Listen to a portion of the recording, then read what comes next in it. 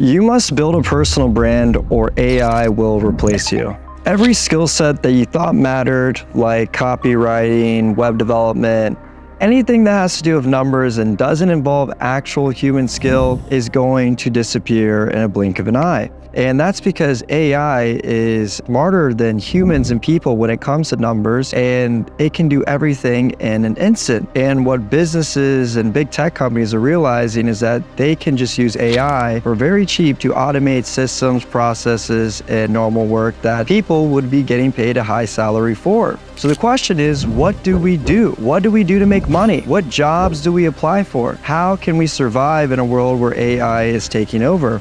Well, the answer is simple. It all comes down to your personal brand. Welcome, and the fact that you're still watching this video means that you want to live your dream life and you want to make the most out of your life. And I want to affirm that this is the channel for you. And my name is Trey Colley. I'm a personal branding expert. I've even set world records when it comes to the algorithm. I even had a post get 8.7 million comments, and I know the power of branding, and it changed my life and it could forever change yours. So why does having a personal brand matter in the first place, aside from AI potentially replacing you? Well, in order for people to find you or network for you, and for the next opportunity or job or career path to present itself to you, you have to be discoverable. Someone has to find you somewhere, whether it's LinkedIn or Instagram or Facebook or X or Twitter, whatever you want to call it, right?